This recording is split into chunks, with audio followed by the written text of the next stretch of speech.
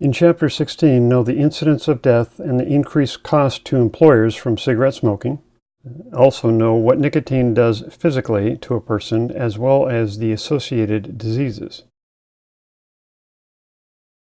And be able to answer these questions. Be able to identify diseases associated with smoking. Know that increased cholesterol levels and decreased circulation can also be attributed to the use of nicotine. Know the physical risks that are faced by tobacco chewers. Know what supplements may be useful during withdrawal and detoxification from cigarette smoking. Know what may be helpful in preventing weight gain associated with stopping smoking. Know what supportive therapies may be helpful in stopping smoking, such as acupuncture, hypnosis, massage therapy. Know what recent studies suggest may make people vulnerable to both alcohol and tobacco addiction. And finally, as reported by the National Institute on Alcohol Abuse and Alcoholism, know that more than half of patients in treatment for alcohol and other drug dependence die from tobacco-related illnesses. In Chapter 17, know whether eating disorders generally co-occur with alcohol and other drug use disorders, and know the general characteristics of anorexia and bulimia, as well as the general age of onset. Know what the term comorbidity means and how it is used related to eating disorders. Know what common questions arise when treating co-occurring alcoholism and eating disorders. And know what is generally regarded as the first-line treatment of choice for eating disorders. In Chapter 18, know whether dopamine and serotonin relate in any way to pathological gambling. Know the 10 identified behaviors, 5 of which must be exhibited for pathological gambling disorders diagnosis, that are listed in the DSM-4, and know whether gambling problems among those in treatment for substance abuse are generally the same, lower, or higher than in the general population. In Chapter 19, know the characteristics of an individual with sex addiction and compulsivity, and know the concerns commonly encountered during a sexual addiction intervention. In Chapter 20, know the characteristics of a codependent individual, and know whether treatment for codependency works best when it is treated as a primary or secondary disorder. In Chapter 21, know the group of individuals most susceptible to internet addiction.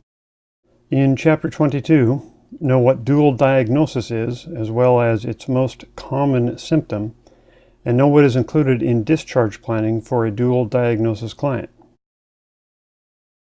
In Chapter 23, know and understand the differences between the traits of an effective naturally therapeutic counselor.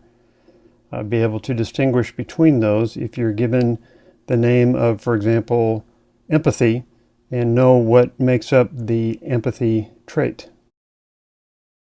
In Chapter 24, know and understand the 3-pronged counseling process, be able to distinguish between all 3 of them, and be able to identify patterns of negative thinking, for example, overgeneralizing. In Chapter 25, know helpful and unhelpful statements in a group counseling process, know about the advantages of groups, how to fulfill individual needs through the group process, know about the limitations of groups, and also know how to structure the group relationship, such as including time limits, counselor versus client agendas, role limits, all 5 of those items. In Chapter 26, understand the stages of development in the CD-affected family, and know the process to follow in a family and/or couples counseling program. In Chapter 27, be able to identify behaviors associated with the progression of adolescent chemical dependency, Understand the various treatment elements, such as negotiated contracts with the adolescent, and know who should be involved in the development of an aftercare plan. In Chapter 28, know what we can learn from failure, and also know the goals of personal growth examination. In Chapter 29, this is important information if you are going to be certified as a registered addiction specialist. If you are taking this exam for a different certification, then you do not need to know the RES Code of Ethics or the RES Scope of Practice. There will be no questions on the exam on this chapter. But again, if you're testing for RES certification, you should know the information within this chapter. In Chapter 30, you should understand the meanings of relapse and recovery. And you should understand the situations when relapse is more likely to occur, what questions should be asked, and factors that will assist in a sober recovery. In Chapter 31, understand the components of psychoanalysis. Understand the characteristics of person-centered therapy. Understand the characteristics of rational emotive therapy. Understand the characteristics of behavioral therapy. And understand the 3 R's of reality therapy and be able to distinguish between each one of those therapies. Chapter 32 has some very good information for the counselor. Assertiveness for the counselor, good information for personal and professional growth of the counselor, but there will be no questions on the exam on this chapter. Chapter 33 is a very important chapter, and you should know this very well. This deals with laws, ethics, and confidentiality, and you are likely to get a good number of questions on the information in this chapter. You should know and understand the meanings of all of the terms and legal issues involved in treatment throughout this chapter, especially those identified in bold type, such as standards for client care, implied contract, and other terms. You should understand very well the laws related to confidentiality and under what circumstances information about a client may be released. Understand the reasons for the tradition of anonymity in Alcoholics Anonymous. Understand the professional counselor's obligations to other professionals, and understand the ethics of information that may be disseminated in publication and public speaking.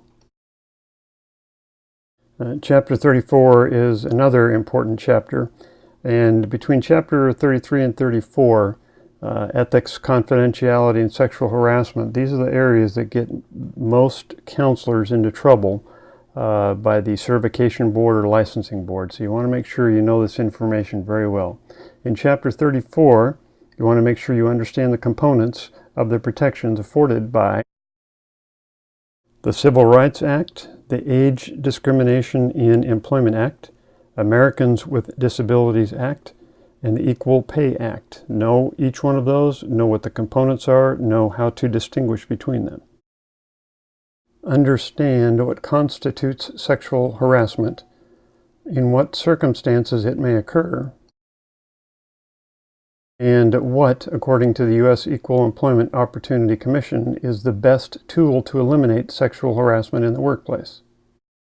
This last section is going to be a combination of the information contained in Chapter 35 and what is contained in the actual TAP 21 publication. You do not need to have the TAP 21 publication because everything that we are going to test on is contained in Chapter 35. So this part of the exam, counselor competencies, will take up about 20% of the questions. So you should take the time to study Chapter 35 and know it very well. Make sure that you fully understand and are able to distinguish between the counselor competency standards of the 12 core functions and TAP 21. Know very well and understand each of the 12 core functions and be able to distinguish between each of them. Know and understand the meaning of every one of the 40 terms within the TAP 21 glossary of terms, and again, be able to distinguish between them. And finally, know and understand very well the 8 counselor competency criteria identified within the TAP 21 standards, such as clinical evaluation, treatment planning, etc. And remember, Chapter 35 is a big part of the exam. About 20% of the exam questions, so you're just going to have to memorize the information in there, as we just pointed out, and then you should do fine on the information being tested on in this chapter. In wrapping up this tutorial, remember that you will only be tested on the material in the 3 books identified in this tutorial. If it is not in these textbooks, it will not be on the exam. And also remember that if there is a conflict between what you previously learned and the textbook material, answer the questions based on the information in these books.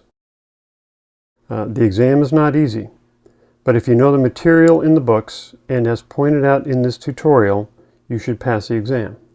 And by passing this nationally developed and scientifically validated exam, you will demonstrate that you have the knowledge and skills to be a competent counselor in an alcohol and other drug or substance use disorder treatment setting.